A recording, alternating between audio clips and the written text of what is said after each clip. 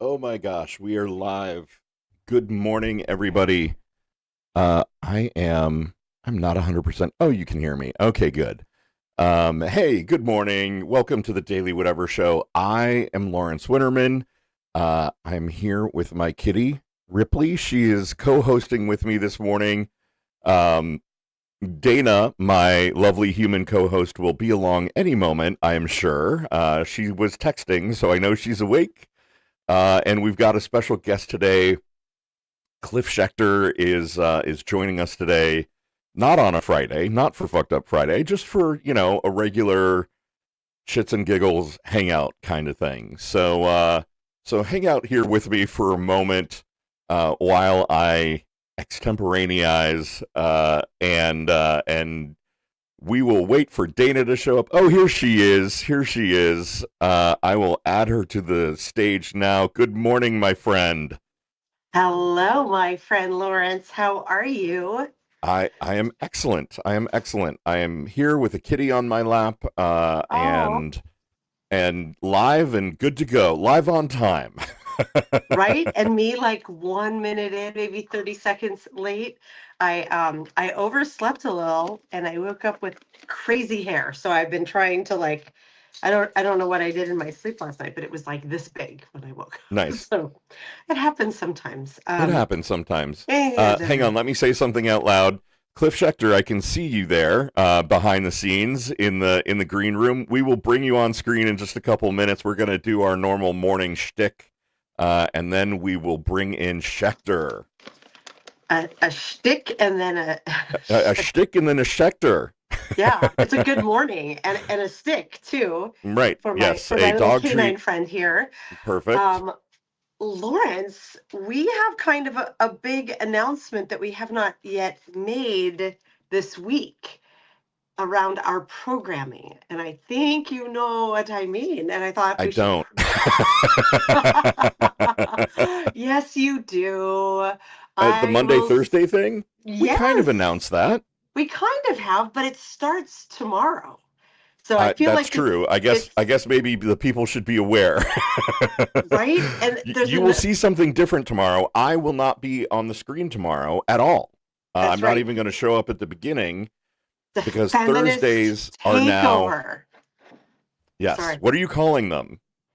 I'm calling it fine feminist. Fine feminists. Right. And it can be said one of two ways, or probably a multitude of ways, but I hear it as either fine feminist, like, okay, you want Yeah. to try to insult me online by calling me a feminist? Fine.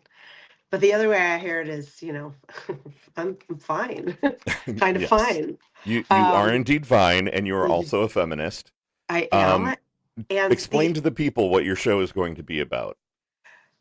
well, it is going to be a feminist takeover of the Daily Whatever show. And what I mean by that Right, is because I'm not sufficiently feminist. Is that what it you is? are sufficiently feminist. You Is are it my not penis that you sufficiently find so femme. repulsive? Do I have to answer that question? I Oh, you do. just saw our 47-year friendship break. Oh, right there, the fracture happened. Um, this show, well, it's something I've always wanted to do and felt strongly about, but it is also in response to the cultural moment we are living in. Mm. Inspired by things like the New York Times running podcasts called Is Feminism Destroying the Workplace? Right. And Barry Weiss over Answer at yes on page 11. and and Barry Weiss and Turning Point sponsoring shows on CBS like Is Feminism Ruining the World? I'm Answer paraphrasing. yes. Tune in at 11. Sponsored by Bank of America. Right. So they cancel my credit for card. for all your credit card needs, not you women. You're not allowed to have them anymore. Right. Bank of America, the reason I'm such an active customer is feminism. You're welcome. You're welcome, but not for long. That card is going to get canceled. And so it's a dangerous place when people are asking those questions. I am all for discourse, and feminism is one of my favorite topics to dive into. But asking the question of, is the fact that we think women are like sentient, equal human beings in the world and under the law? That's not a question we want asked. And Right. so my hope with this show is to start nudging that Overton window we like to talk about so much, like ever so much further back toward the left, toward our side. And I will Really, be I doing, mean, you're moving the window to the left, but like, you know, women are equal citizens who should have property and credit cards isn't really a leftist position. It's been pretty mainstream central politics. yes. You couldn't be more center than that across Western democracies I mean, for decades now. you would think, but the language is out there and it is certainly not being exploited by our side of the political aisle. This is a very conservative point of view. Women should be in the home. Yep. Women should not have the right to vote. Repeal the 19th. That's a big movement I'm seeing. I'm not excited to see that, Lawrence. I'm not excited about it. My little feminist dog agrees. She's like, "What about my rights to vote for more treats?" Right. So I am planning to bring on a bunch of firebrand, I'm just going to keep using F words, firebrand feisty femmes onto the show to talk That's about all. hot. I know. And sometimes it will be political, but sometimes it'll be about dating and relationships. Sometimes it will be about parenting. Sometimes it may be about work. We're going to cover loads and loads of topics. And tomorrow, Sometimes I'm it might be about how to lead a global rebellion against the sometimes, patriarchy. other times, skincare. Right. HRT as Right. we age and menopause and perimenopause. But Because, sometimes girl, if lifts. you can't overthrow the patriarchy while your skin looks like a total Korean Yes. spa glow up, you're Yes. missing out. I think one thing I might talk about on the show actually is that every week it's like all the meta ad people are like, um, this is the one thing that Dana needs. And I assume other women are seeing this too. And this week, it's some sort of like lymphatic drainage tool. I have like, I'm not exaggerating, 15 or 20 different influencers between Facebook and Instagram being like covering half their faces and then being like, oh my God, look at the difference. I've drained all my lymph nodes. And of course, I watch it and I'm like, do I need one of those? Of course. I have Yes. not ordered Because it. because we're programmed by capitalism to believe that. And because I have bags under And my what's eyes. happening on Mondays, Dana? Yeah, well, let me first say one thing is that tomorrow for the first episode, Melissa Corrigan will be joining me. We know her. We She's know great. her, very dear friend of the show, very brilliant, feisty feminist. And we are going to be talking about the SAVE Act, which has not yet passed the Senate. It has passed the House. We are all fingers crossed. It seems to be unpopular in the Senate. It's been lingering, but it would effectively, it would do a lot of harm to, well, anyone who's changed their name, but that Right. Literally every exponentially woman is in the very last many hundreds of years who's yes, changed her name because she got linear. married. Yeah. 79% of US women changed their names in 2023 when they got married. So we're going to dive into that conversation tomorrow. Now, Lawrence, what's happening on Mondays? Nothing. I heard you have a very special guest showing up. Nothing. You took too long, so nothing. Monday is going to be the queer takeover of the Daily Whatever show. Dana will have the day off. This coming Monday, I will be joined by Aiden Wharton, who has been on the show before and is a great guy and generously volunteered to be my first guest. On Monday, it's just going to be he and I. We're going to, kind of do a little bit more of a deep dive kind of interview, just two queer dudes talking. As the weeks progress, I will have a variety of guests, and we'll probably get to the point where it's a bit more of a panel. Yeah. But for now, I'm just gonna have fun inviting some of the kind of the biggest and brightest queer voices on Substack to join me I love it. and talk about uh, what's going on in our political world. What is it like being a queer person in America in 2026? Not great. What I was going to say, what is it like, Lawrence? Right. Let's get a sneak Not great. preview. Yeah, not the best. Not Not the the best at best. all. Not so fun. Supreme Court could overturn our ability to get married and Right? enjoy intimacy and all kinds of things here in the very near Ugh, future. It's not really fun. We're not it is not not. excited about it. No.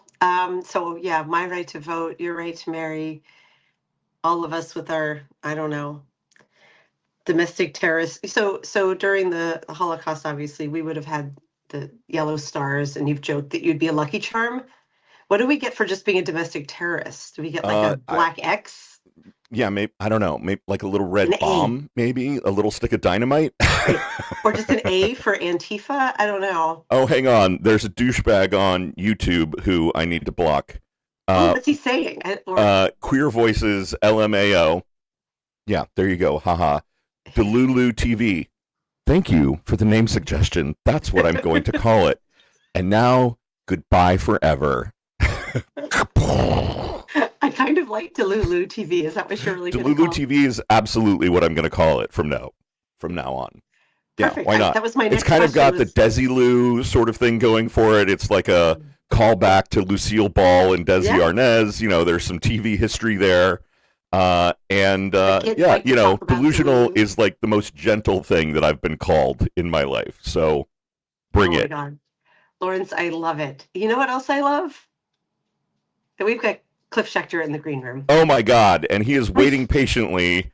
I'm sure he's not. He's like, why are these people I wasting know I my can time? see him in the little square grayed out. I can see him waiting patiently, pretending to yawn. You're a funny man, Cliff Schecter. Welcome to the show. Oh, hey.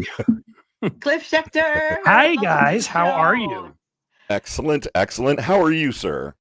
I think I'm, pretty good. Pretty good. This, I You know what we're missing here, Cliff? The straight Yes. white guy perspective. Yeah, that's what you guys are always missing. You need more white dudes to tell you how it is, and that's Yeah. what I'm here to do. Yeah. So that's Although I did think maybe I was on for the queer perspective, but I was just told by somebody, LMAO, I guess there isn't a queer perspective, and I was mistaken this whole time. Cliff, as Right. as the straight Yeah, white guy yeah. on the show, could you help explain feminism to me? That would be great. I came on here to tell if we could just sort of have a long line of folks that can just come through here of various sort of nationalities and religions, whatever, and I'll tell them all the way it really is for them because that's my job in America. That would Yeah. that would be cool. That'd be Yeah. There you go. fabulous. Yeah. I'm still trying to really understand if feminism is real and if it's doing harm in the workplace. Cliff, Right. what are your And you need Barry perspectives? Weiss to tell you. Yeah, I very couldn't wise. get her. We got you. So if you tell me if I'm wrong about this too, but isn't Barry Weiss a lesbian? Am I correct in thinking that? Oh yeah. No, a you're Jewish not wrong. lesbian. Speaking of the No, the Jewish part intersectionality. I knew, but the lesbian part I thought, but I didn't know.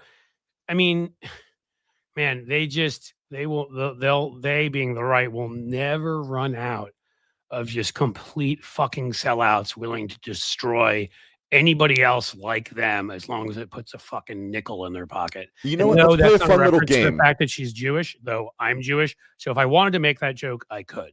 But Right. no. We they all Let's can't. play a fun little game here at the top. World War II gave us great words like Quisling and Vichy that mean very specific things, right? What are the terms that are going to come out of this current Trump era that will represent Ooh. the traitorousness of the people among us as they happily, willingly overthrow American democracy for their own financial gain? What do you guys think? I think it'll be Weiss up with your fucking Weiss up with you is one of them. Nice. Because you can get all wifed up with Weiss. I don't know German all that well, but I think that's a German name and may mean white, is. which It It means does. white in that German. would Absolutely. be, I mean, that's perfect, isn't it? Yeah.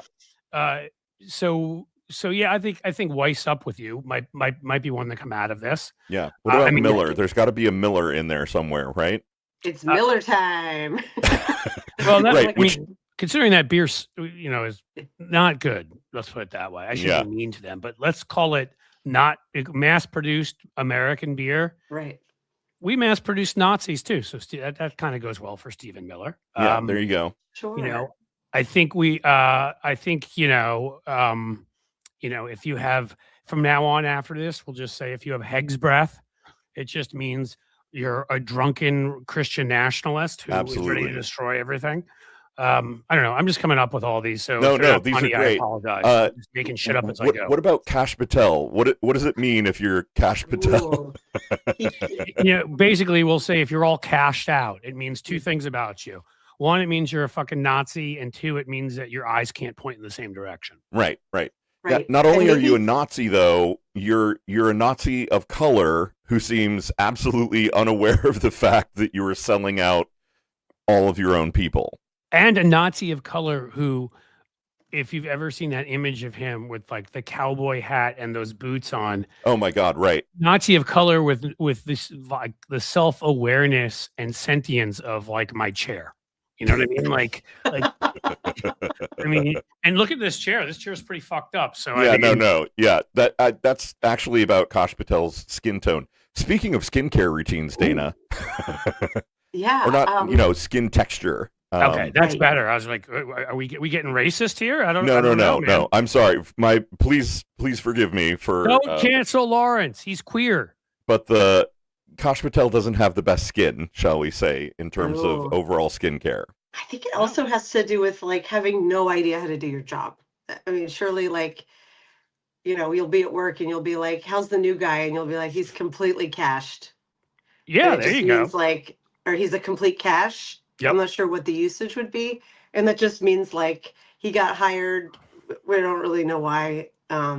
And he has no idea what he's doing. Oh, I've got it. I've got one too, which I think from now on, instead of, there used to be a term, obviously, when something is like, someone, is a cash cow. And I think from now on, if you call it a cash cow, it just means you're a fascist pig. Yeah. So, there you go. There you go. I think there's that. But I think we're missing some other wonderful people. Yeah. I mean, Dan Bongino is the suggestion from the audience. Bongo Bongino. Yeah, there you go. I think that's actually. I think if you're a Bongo Bongino, to put it quite simply, you've just absolutely and positively lost your fucking mind. Like that guy, it's even hard to really get into this sort of. He's a fascist and all of that stuff, but I've told you that story about him before with me, right? Where and I'm not the only one he's done this to. I believe he did it to one of your earlier guests this week, Bob Seska. I believe he's done this to at least a couple of us where, back in the day when I was actively on Twitter, and I'm going to always call it that because that we're all agreed that it's still Twitter. Can go fuck himself, who changed the name of it. Who's in the Epstein files, of course, because, begging to go to the big parties, even though he said he wasn't, because he always tells the truth. Where was I? I don't know. I don't even fucking know where I was. You were talking about Bongino doing something to you. And so what he did was, this is, I always try to explain to people when he became the deputy there, I want to be like, this is the level of maturity and seriousness of our new deputy at the FBI. Yeah. He and I got in an argument over something. I don't remember. And I insulted him and he got really mad about it. So he insulted me, but then he blocked me. So he'd get the last word in. But I'd heard about him that he has burner accounts and he can't control himself, his rage. So he still has to know what you're saying. So I kept mocking him in every way I could think of. And then he unblocked me to insult me again and then blocked me again. And it was just like, I just started writing. I'm like, I know you're seeing this, you dumb fuck. Right. So why are you even pretending? Because you clearly do not even have the self-control to not look from a burner account. And if somebody busts through my door in the next 30 seconds, we'll all understand why. Yeah, no, any one of us, I think, are expecting the Minnesota 4 treatment at any moment, right? Yeah. Where we're going to get arrested for having opinions or, being at the wrong protest. I like that, Bob. Believing in the gay agenda. Yeah, right. I like that you're calling it, like, as we know, again, I'll be the person who's always annoying the shit out of everybody about messaging. You need to come up with ways that people can remember things. The Minnesota 4 is a great way of tapping into earlier iterations in places like Chicago and the Central Park 5 , right? Yep. Let's recall what happened there, folks. If you came up with that, Lawrence, very well done, or whoever did, because again, we should. I think I came up with it. I've been saying it for a couple days. I wrote it somewhere. Yeah, you coined it, Lawrence. I have no idea. I don't care really. I'm gonna claim that, whatever else, as far as I'm concerned, you came up with it, and it's good. Nice. And that's a good way to refer to them, because we need, the thing that we just, and I think Dana was saying that when I was still in the green room about Democrats and messaging and whatever, is we just don't take the time to come up with things that tap into history, pop culture, whatever, that are alliterative, that just, are easily evocative of imagery that we want to get across. Like for some reason, I don't, and that I can't fathom, because it's marketing 101. Yeah. Like, there should be a test before you enter Democratic leadership, literally. Right. Right. Like a test. They should give you things, and if you can't come up with a message for them, you're out. Right. Yes, absolutely. I will confess to the two of you here that it's actually because I'm lazy. I could say Cruz and Fort and Lundy and Lemon every time, but like that just doesn't roll off the tongue. Minnesota 4 is my way of just basically condensing it all into one coherent thought that doesn't require me to say their names every single We're time. all lazy. That's the thing, Yeah. is that human beings are lazy. We need shortcuts for things like that. And it's how we remember things. So, that is exactly the way it should be said. And also, again, the problem becomes in our culture, our celebrity obsessed cultures. You hear people saying Don Lemon and the other people. And it's not Don Lemon and the other people. Don Lemon Yeah. had his rights taken away, and it was horrible. So did 3 other actually breathing, legitimate human beings who should be treated the same way in that same sentence, including Right. one who was running for office, which should set out all sorts of red flags for people. Yeah. And I'm not going to stop talking about it. And in fact, I even sent you an email before this. I'm not going to tell you yet, but people are just going to have to tune in. But I booked somebody freaking awesome for Amped Up Thursday, and we're going to have this very conversation. Somebody, let's just say, who they are, and they have a big presence in a big Substack, and is an expert on this kind of stuff, because we've got to be talking about the fact that, when we're winning elections in red parts of Texas by 14 points that we barely have come in within 20 points of before. By 14 points, which is a 31-point swing from the last election. Yes. Right.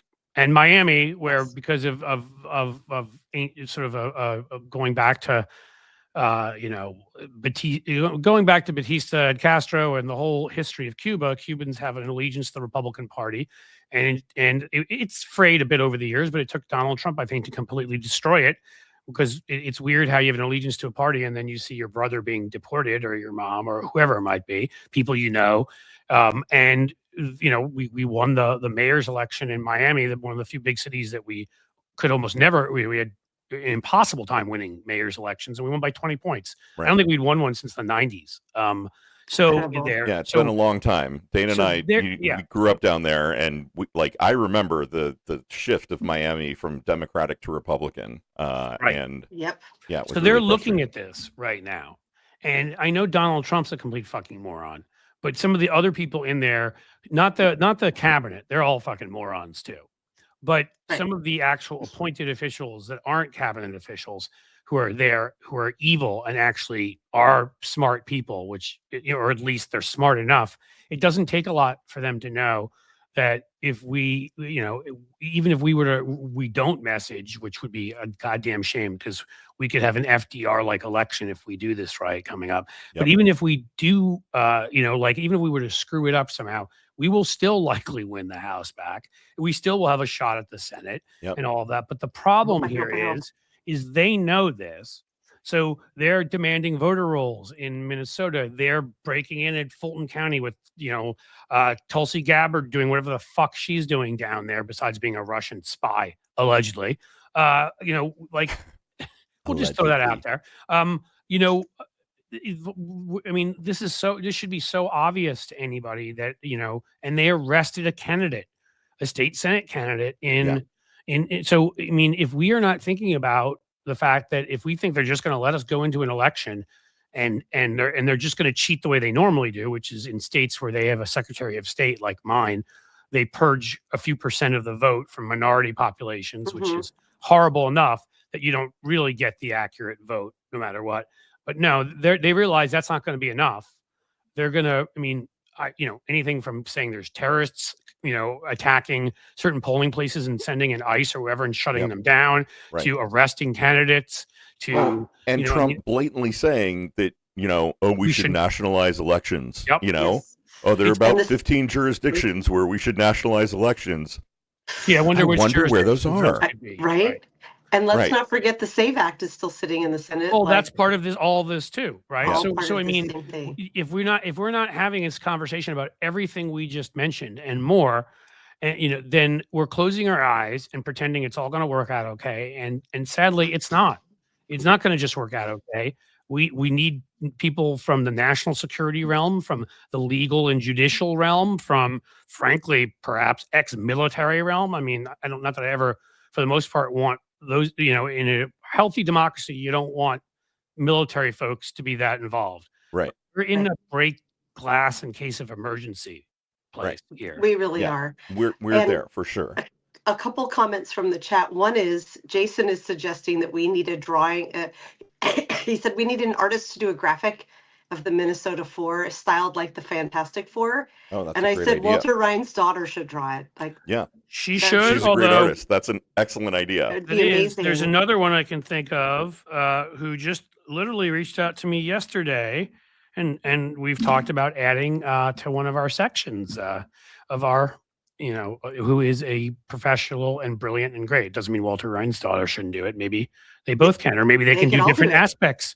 Maybe one of them can gallery. Maybe one of them can draw a Hitler-esque Bovino, which wouldn't be very hard. You just draw a Bovino. I mean, yeah, pretty much.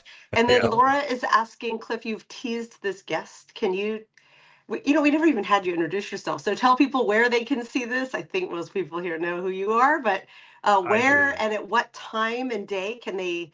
All right, you're right. I should have, should be better about that. No, we should have been better about that. You're just like an old friend joining the show, so we jumped right in. Yeah, well, that's why these shows are fun. Like we just sort of chat. All right, hi, I'm Cliff Schecter. I'm your guest today.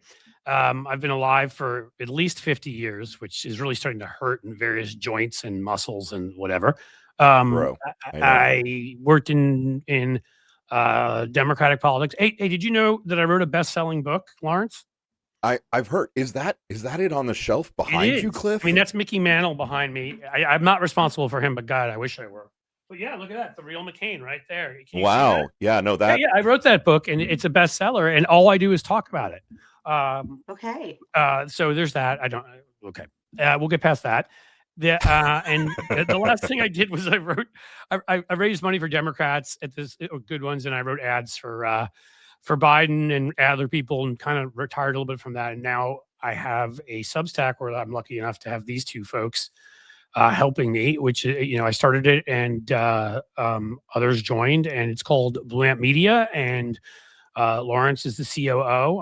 I'm not even sure what's your title, Dana. Lawrence, I blame Lawrence for not telling me what your title is. Dana's the editorial director. There you go. We are. I'm co-opting Dana's many years of deep expertise in content and editing, and thinking strategically about how things fit together and should be published. Oh, listen, all that I knew. I know it's not. This wasn't a question of. I mean, Dana's writing is phenomenal. That piece on Los Angeles was fantastic. Her editing is great. Her, all of that. I just didn't know what exact title we had given.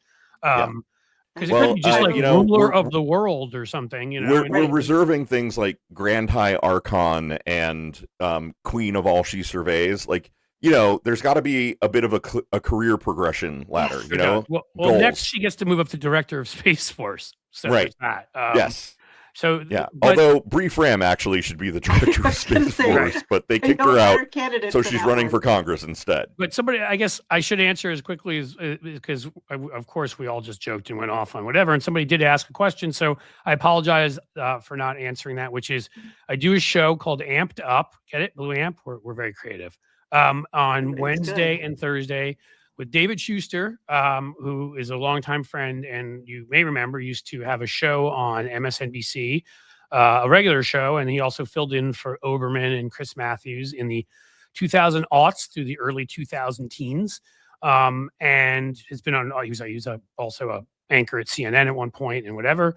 David and I co-host on Wednesday and Thursday. So we will be on today with Ahmed Baba, which He's should be amazing. awesome. I've been reading Yeah. his writing lately and really getting into. He's a terrific writer too. Yeah. It's Amazing. at 2 p.m. Eastern to 3 p.m. Eastern every day. If you can't make it, then you can always watch it later on because we send it out in a newsletter. But that's today, and then tomorrow.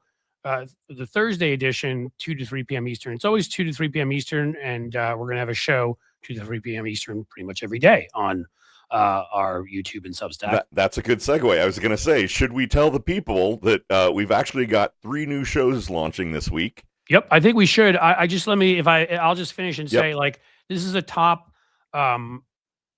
expert on voting and national security who is coming on Thursday. And the only reason I'm not giving you the name is because we've already gone back and forth via text, and this person has already said yes. But I want to wait till there's that 1,000% confirmation in an email, like I'm there. So, well, the minute you know, tell us, and we will help you amplify yes, the show. Did you see what I did there? I'm good with words. Yeah, very good. You're a word person. Yeah, I am a word nerd. That's why I'm here. Yes. Excited for that one. So let's talk about the other shows then. So Blue Amp, we're trying to own the 2 p.m. Eastern time slot. We own on that Substack. shit. I'm just kidding. Go ahead. Yeah. So Monday we've got we had our first show, Counter Story Perspective, with Melissa Corrigan. This Monday, you guys, Melissa was amazing. I think a lot of the chat here tuned in and watched Melissa. She had Tim Whitaker on, and they talked about Christian nationalism. And it was honestly one of the best, most honest conversations about that topic that I've ever heard. Like, I learned shit, as a Jewish guy growing up in this country. I mean, all 3 of us are Jewish. We all grew up in, Christian America. We're part of the conspiracy. Afterwards, right, part of the conspiracy. conspiracy. We're having a meeting of the Bilderbergers. So Yes. we should all hang around. But I mean, there are things about, the kind of the inner workings of Christianity and the dynamics between the various sects of Christianity that I don't understand. As a 55-year-old man who grew up sort of soaking in this culture, I still don't understand it. And so it was fascinating to hear the 2 of them kind of unpack that and talk about it. So Mondays are going to be amazing with Melissa. Every Monday, she's going to rotate. So first Monday of the month is always going to be Moral Mondays, which is going to have something to do with kind of her experiences in evangelical Christianity in this country. I don't remember the topics. Sorry, Melissa, for every Monday, but Melissa is an incredibly well-rounded person who has a depth of knowledge in a variety of topics, and so one of the Mondays she's going to be talking to some of our LATAM contributors to talk about kind of what's happening in Venezuela, now that story has dropped off the front page, what's actually going on in Caracas. So amazing stuff coming from Melissa. Yep. On Fridays, we've got Ellie Leonard, deep dive with Ellie Leonard, and she's going to basically be talking about her experiences as a citizen journalist, like digging into the Epstein files and kind of figuring out how things work and how to report on them and how to verify and how to leverage her skills. And she's going to be talking to people and really teaching people how to feel empowered about doing the same thing, that if they want to contribute to that fight right. I love the way she says it about creating an ending for the Epstein saga that brings justice to the survivors. Like, people can help do that. That's what Ellie's doing. Other people can help. And so she'll be doing that on Fridays at 2 p.m. And on Thursdays at 6 p.m., we have this show that we're not really sure what it is, and it's probably not going to do very well. But I don't know. Cliff, do you want to? Oh, sorry, it's your show. Well, it's just like we're dragging in a couple folks off the street, just who are bored and feel like chatting a little bit, because we're interested to see, what their expertise might be, if they may want to drink on camera. Oh, no, wait, it's going to be me drinking on camera. Yeah. Oh, okay. I'm excited as hell about this show.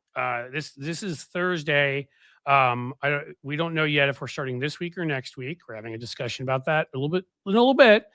And it is going to be called Tequila Talk. And I will be co-hosting it with Joe Walsh, who I just, as part of the promotion for this, I just found a couple of my old things I wrote about him over a decade ago. Went from bitter enemies to when he, saw, I mean, he's apologized for a lot of the things he said and did back then. I think he has said, he's said, I want to be honest, I was an asshole, which again, how many people that have come to our side from the right have said something like that and been that honest about, said, I was wrong, I was an asshole, I was whatever, but is still conservative on a number of issues. We disagree on some things, but we just have the best fucking time. We both curse constantly. We both love tequila. We both like to laugh. So it's going to be a show where we're going to drink some tequila. We're going to talk politics, but it's going to be that happy hour Thursday night show. And again, it will be either 6 or 7. I think we're saying 6 right now, Eastern, where we're gonna try to tell some political stories. We're going to talk about what's going on, absolutely, but it's going to be a show that's meant to help you get end the week on a positive note. Yes. Jokes, laughing, enjoying ourselves. Plenty of other shows where both Joe and I, separately, and when he joins us on Blue Amp and I join him on his thing, get serious and angry. And I'm sure that will happen once in a while on this thing too. But the real main thrust of it is it's happy hour, have a drink. We talk about, about positive things. We laugh, come up with good stories. And Joe and I just are the two biggest idiots when we're together. So I think it'll be fun.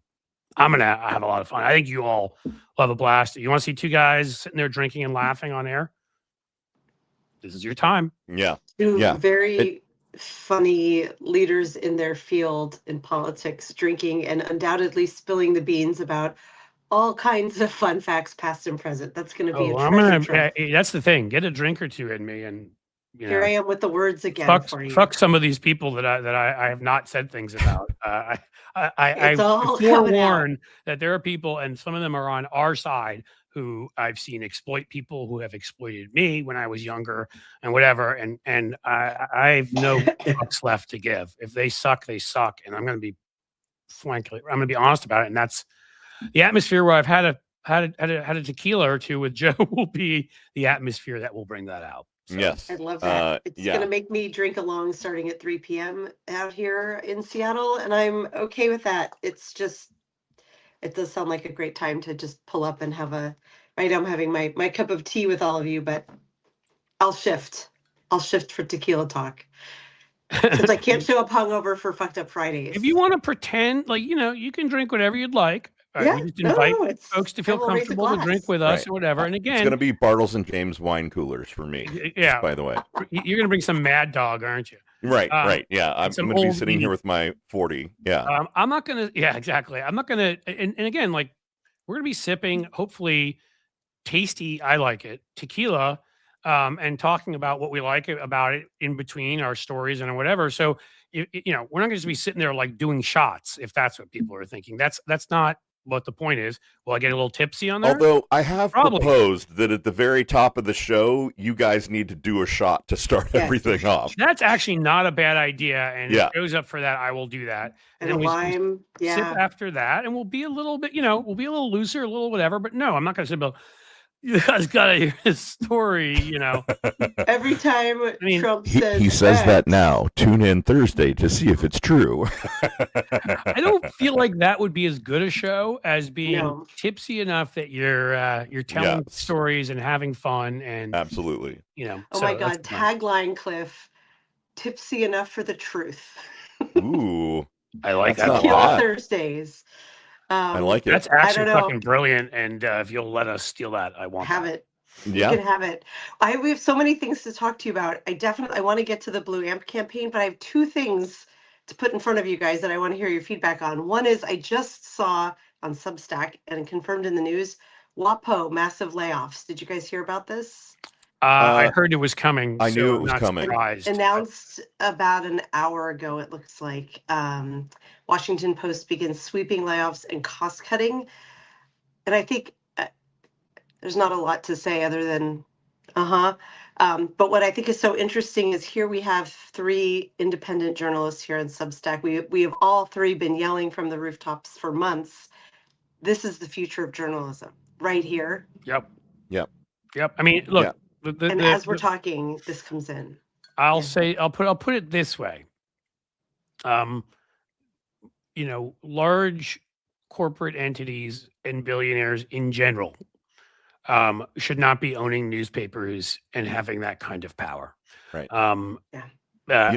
We don't need to get into specifics, but I'll just say, as a general rule, the only newspaper I've ever seen that didn't get worse when owned by a billionaire, and then he eventually sold it, was the Omaha World Herald or Herald World or Right. whatever, owned by Warren Buffett, who Yeah. is actually a pretty liberal guy. I've done some work in the past for some foundations on women's health and other stuff, PR stuff. And that's the only one I've seen. Every other outlet I've ever seen, once a billionaire gets involved, or a large corporation. And look, it's inevitable. You can't have 50. I mean, just go see the movie The Insider. Right. You can't have 57,000 conflicts of interest and honestly report on stuff. No, It's the stupidest that we allowed this to happen, is that we forgot all of the lessons of World War II, which is just. I've got an announcement, actually. I'm going to be teaching at Harvard this year, at Harvard Business School. It's a class on how not to buy a newspaper, a revered newspaper known for its truth telling, brand it with the tagline "Democracy dies in darkness," and then turn off the lights. And then, pull an endorsement of one of the presidential candidates in an election year and be surprised when 250,000 of your subscribers unsubscribe all at once. It's a revolutionary class. Also, if you can, like, I'd say, not picking on anybody specific here, but obviously as a general principle, when for yourself as well as any, let's say, new man, woman, any relationship you may have in your life, you're better off if each of you, I'm talking about both here, try to remain more human than cyborg and keep more of the original parts that came with your body than add, parts that, and become more like RoboCop. That would be my sort of take on how you can look normal, or at least semi-normal and human. And not make everything we just said about what you're doing to newspapers and other stuff even seem worse, because you look like some concoction from the Terminator. Yeah. There you go, like Luther, folks. That's Cliff's new class that he's teaching at Harvard Beauty School. You see? Yeah. See, also, by the way, P.S. for the folks in the chat who thought I was serious about teaching at Harvard Business, I'm completely joking. It's like the most obvious case study in the world. Don't buy a thing and declare that it's going to be the beacon of truth and then prove within like 10 months that you lied. It makes me angry because "Democracy dies in darkness" is a gorgeous tagline. A great tagline. Well, it is. But you know what's happening? I mean, quite literally, there are people turning the lights out in their offices and leaving for the last time. Yes. As David Shipley did, the editor there of the opinion section, when they refused to run the Kamala endorsement, as did Karen Attiah, as did Ann Telness, whose name I may be mispronouncing, when they pulled one of her cartoons because it made fun of billionaires. I know they have it tough. And so, she's on Substack. Karen's on Substack. I don't know where David Shipley is, but hopefully enjoying life. Probably here. Yeah. We should go look for him. I haven't looked for him here yet, but in if fact, he's here, we'd probably know it. I mean, he's a pretty big name. In fact, another person who left, how did I not think of this? If we want to talk again, a reminder, folks, on Blue Amp Media, Amped Up with me and David Schecter, every Wednesday and Thursday, 2 p.m. to 3 p.m. Eastern. We had on Eugene Robinson a week ago. Yeah. Not former, you're always a Pulitzer Prize winner.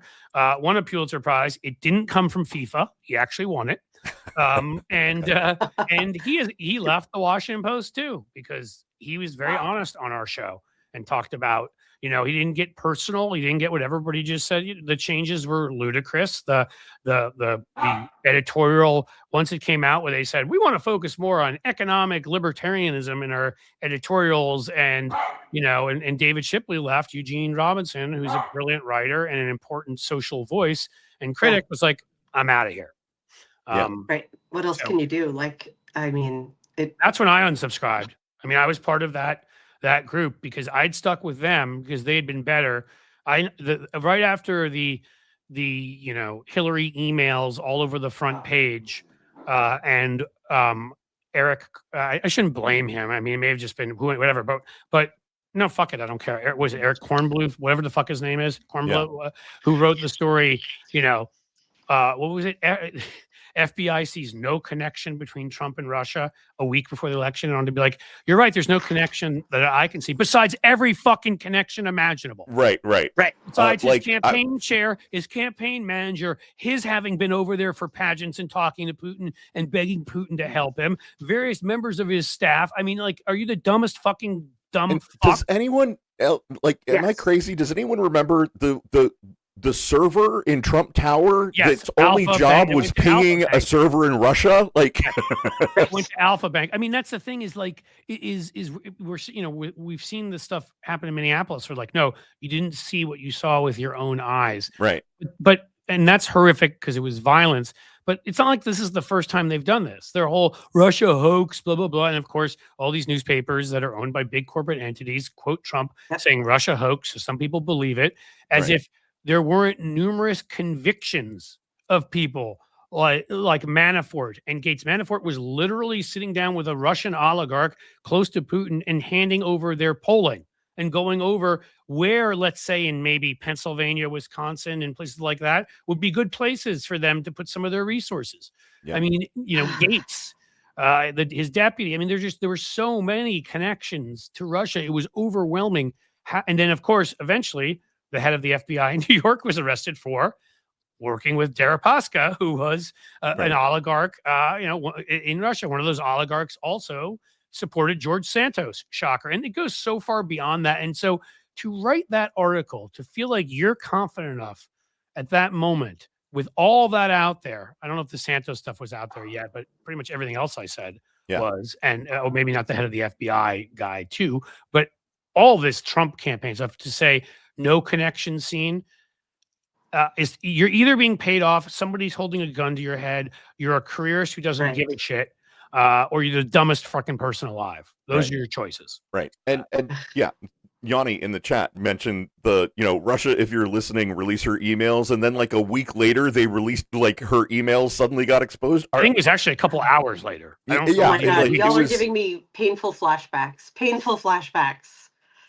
It's just, again, and the meeting they had in Trump Tower. And I mean, it goes on. To have not seen any connections there, honestly, if I ever meet him in person, I want to ask him if he's had a lobotomy.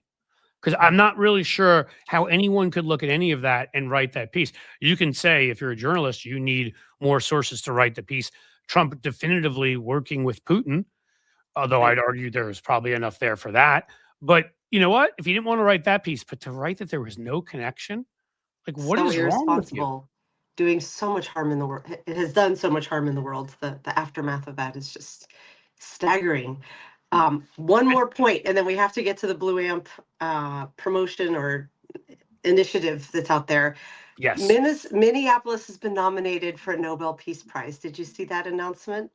Like no, the entire city of Minneapolis. Wow. They just announced that last night. When you first said it, I thought it was going to end up being a Trump joke. No, it is because I just have never heard of that, but that is so deserved and amazing. I think it was announced last night. I saw it last night. Let me Google and That's see. like kicking sand in Trump's face. That's so what you I don't get to one. ask. The people you attacked get one. Yeah, That's what perfect. should we expect today? What's he gonna do? Yeah, he's gonna freak out about. He's gonna do something. He's gonna threaten tariffs against the Nobel Peace Prize probably today. Yeah. Yep. There you go. Specifically, they were Minneapolis nominated for 2026 Nobel Peace Prize for nonviolent response to immigration enforcement for anti-ICE protests. That's why they were nominated. You know what this means, Dana? Yeah. He's going to write a new letter to the Prime Minister of Norway. Dear Jonas, I am really, really upset that you have nominated Minneapolis, which everyone knows is a stupid city in a very cold place, and they never voted for me. So how smart could they possibly be? Oh my God, if he doesn't write the note, Lawrence, can we write the note and have you read it? Because what I like most about this moment is Cliff pretending like he doesn't want to laugh at that.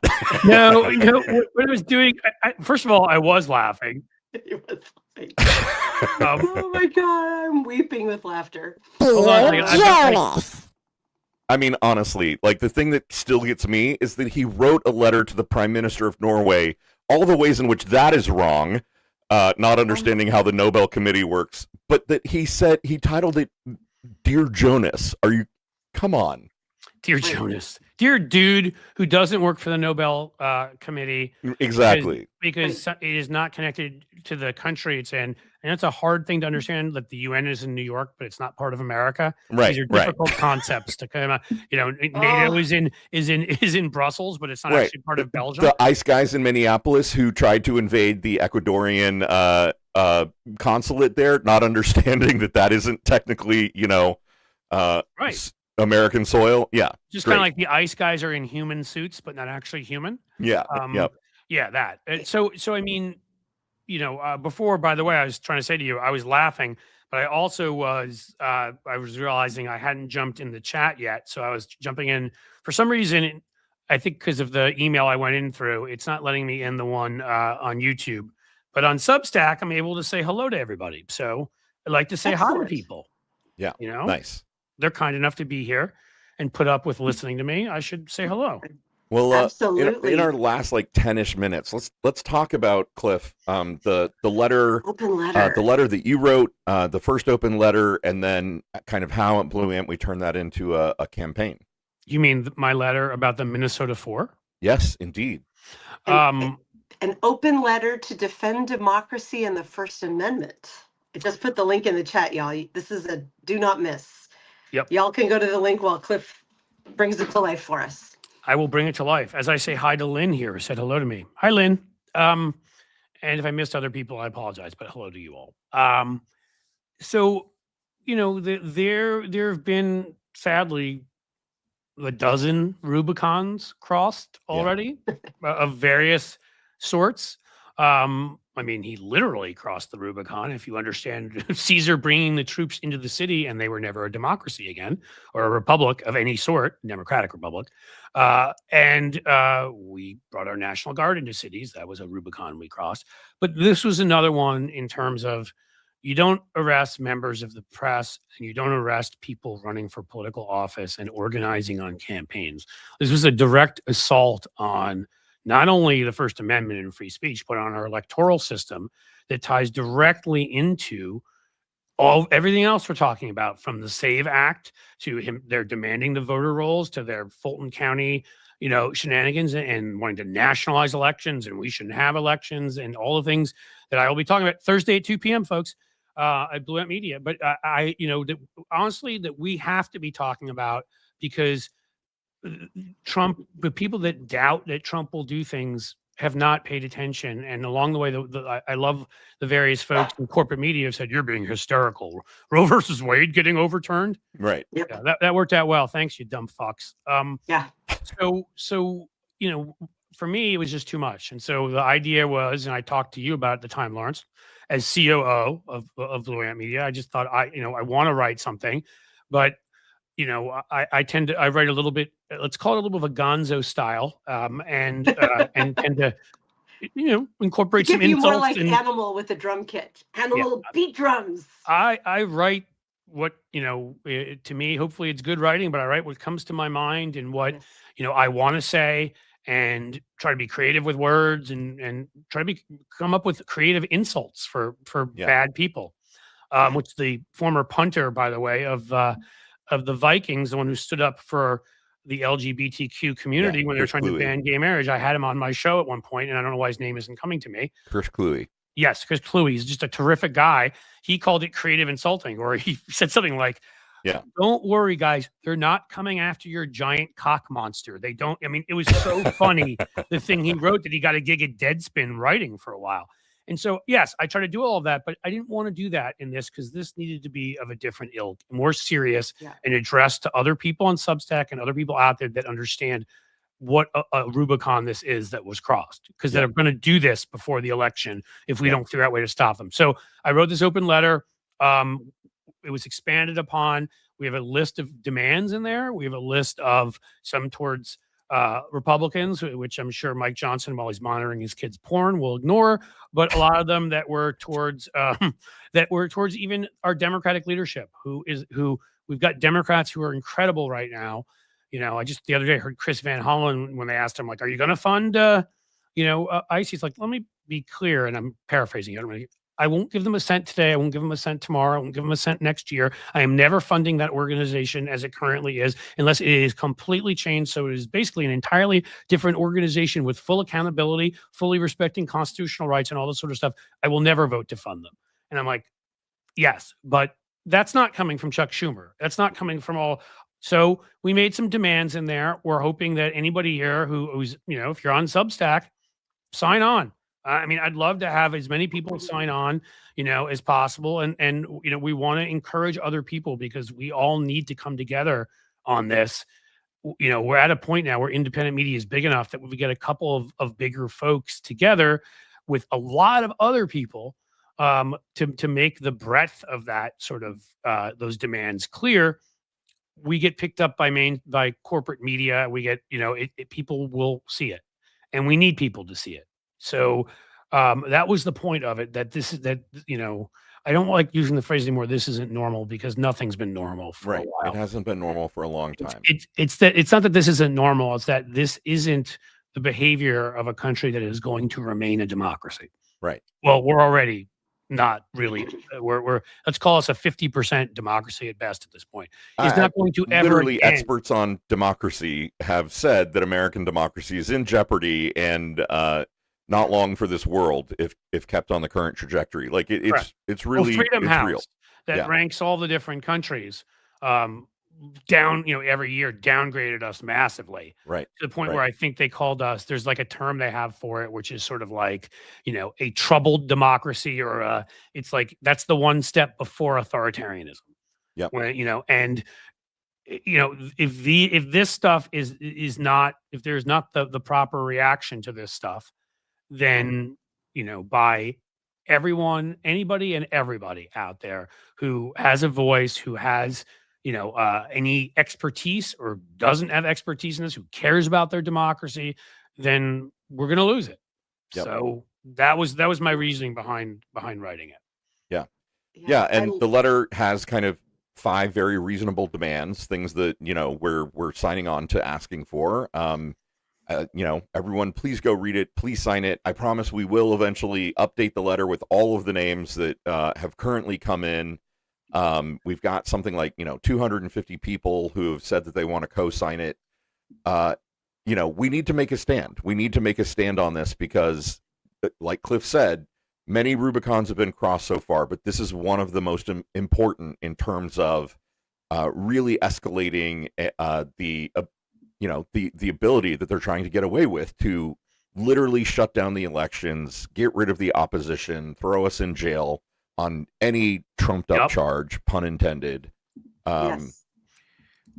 I just put in the link to the second letter. The first letter that I wrote was sort of our coming out of the gate, telling people where we were. This one is the second one that we would love people. So we'd love people to sign on to. So there it is in the chat. And I put a link to the Google form just above that. Right.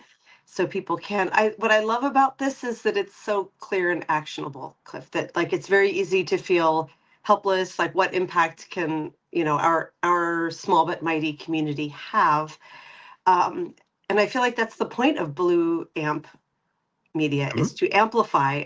So if we can unite and amplify under a simple list of demands like this, and we can come forward with the hundreds of names I know that this will have. It already has, I think, a couple hundred, maybe more. This really does have the ability to make an impact and to start influencing our leaders to be accountable. Yes, and we need That's to. what we need. I mean, there's so many pressure points, and they all have to be utilized. I mean, attorneys general and DAs. Everybody should listen to what Larry Krasner said. God, I love him. About you break the law here, I don't care who you are. You ICE, you can, you can call yourself ICE, call yourself whatever. If you kidnap somebody and you don't identify who you are, cover your face to it, you're going to be arrested in Philadelphia. If you, like he came out and said that in a very straightforward way. And what frustrates me is that we often we are not willing to take on Republicans where they are. We back away. We were the ones who have to be the adults. This isn't about that. This is about our democracy. If a few of these guys in states where we have attorneys general, where we have DAs, would arrest them. Yep. In cities with police chiefs appointed by Democratic mayors, and look, hopefully Republican ones too. I don't want them to be Democrats. It's just that most Republicans seem to be batshit insane. If they're, they need to be arrested, because there needs to be a thought in their mind before they do, they behave in any way that they could actually be arrested for committing an illegal act, of which they're committing many just by going out and not identifying who they are, covering their faces as so-called law enforcement. David Schuster just wrote a great piece for us at Blue Ant Media about the warrants they're using. They're not using proper judicial warrants, these administrative ones that an ICE commander can sign. I mean, wow. Can we have Gary Busey sign one? Like, we have a cartoon character sign one. Gary Busey. As a random actor who's insane I could come up with at that moment. My point is, there's a reason why it's supposed to be a judge if you're going to enter somebody's property, because they got there theoretically for a reason. Not always with our Supreme Court now, but at least you have some more hope. And these kinds of things, if we don't start doing this stuff, again, being nice doesn't stop them. We're assholes for freedom is what we are. Yeah. Hey, as we're wrapping up, because we're at the top of the hour, can I read you to a headline that, courtesy of the chat, I just found? Yes. AP News. Please. X offices raided in France as prosecutors investigate child abuse images and deepfakes. NBC News. Paris prosecutors summon Elon Musk after raid on X's French offices. Oh, and boy. That was one of the things I was going to say. When I said the pressure points, there are NATO countries that can do things like this. Yes. So I have to say, j'habite en France, mes amis, je t'aime plus fort, mes amis. I honestly, I did live in France. I love that France is one of the 2 or 3 most functioning democracies right now. I would like others to join them, and that they did this to Musk because Musk has threatened these guys many times with his wealth and his ill-begotten wealth in many ways, and the rest, and they don't give a shit. And I love that they're standing up to him. Yeah. Same. Yeah. Lawrence, did anyone else get chills a couple days ago when it was announced that XAI, his AI company, and SpaceX merged to become the world's most valuable company? Okay. A space company and an AI company are merging to become the world's most valuable company. What the actual fuck? Right. Well, I don't even know what that's about. I don't know what it's about. I just know that like, again, and this would take a whole other show. And we'll do one of these things one time on Blue Amp or here if you guys, wherever. But I mean, people really need to understand the absolute fucking monopolistic nature, if they don't, of our current economy, how bad it is, how it's worse than during the Gilded Age, how honestly, the example I give that's the easiest one to understand, if you want to understand how corrupt corporate media is, that would be because 6 entities don't just, it's not like, the 6 entities just control cable channels. No, they control what you hear, what you see, what you read, games you play. They're in everything, these 6 companies. And everything else is like that too. And we were not, there was a time in the past where we broke up AT&T, further back where we broke up Standard Oil. We used to do these things instead, and Democrats paved some of the way for this, sadly. We have allowed this, and this has corrupted every part of our economy. So, they're just, I don't know what the deal is here, but should an AI and a space company be able to get together? Well, first of all, it should be done by NASA and not privately. So he shouldn't even have a space company. But then you add the other stuff in there. So now we're going to trust this guy with what, everything that AI can do, and the space company and Twitter. It makes as much sense as Trump's Truth Social buying a Russian fusion company the week after a lead MIT scientist in fusion is assassinated outside his apartment. Yeah, right? Like When did that happen? I missed a that. couple weeks ago. Oh God. There's so much news. It's like how to stay on top of it all. And speaking of messaging, I just did a quick search, and what got pulled to the top of my Google search results here about Elon.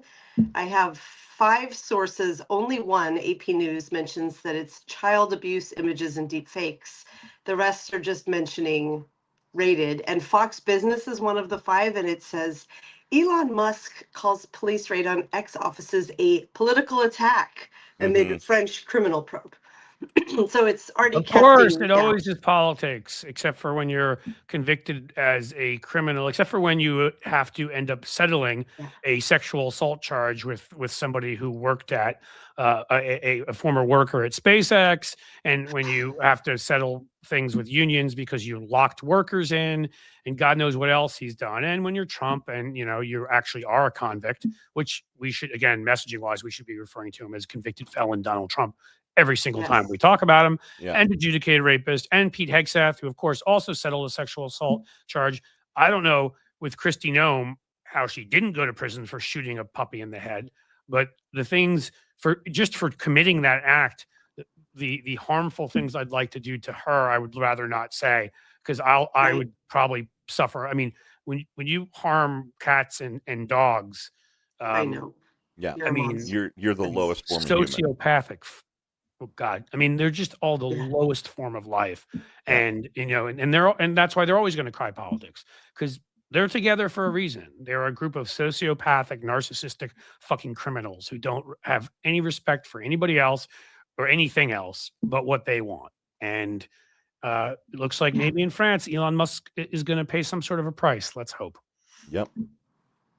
And on that note, we have run a couple minutes long. Cliff, thank you so much for being here this morning. Always great having you on the show. You're welcome back anytime. We're not just saying that because technically you're my boss. I can make you have me on here.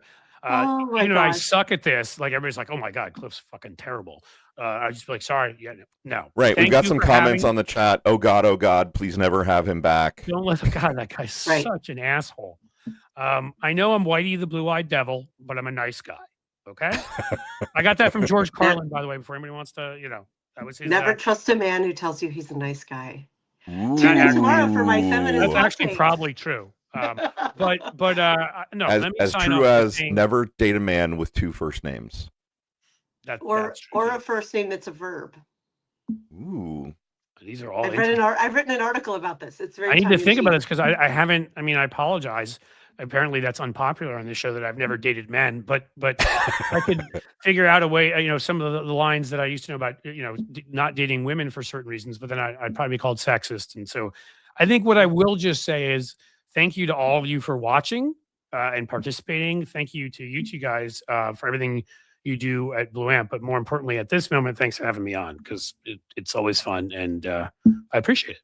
Yeah, so. It was our pleasure. Love having me here, Cliff. You'll be shocked to learn that I'm late for a work meeting because we've run long. So I really got to go because I've got work shit I've got to go do. Yes. And am I involved in this work meeting or no? I mean, you can be for a couple of minutes. I'm meeting with Erica to continue to train her how to do some of the things that I do. We're like just talking about it on air. Yeah, behind the scenes. You didn't have to tell me what. I just wanted to make sure that I wasn't fucking up on scheduling wise, because I do that here and there, folks. Yeah.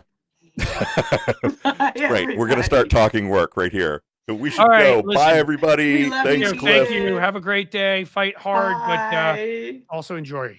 Yes. Bye, everyone. Love you, Mina. Bye. Bye.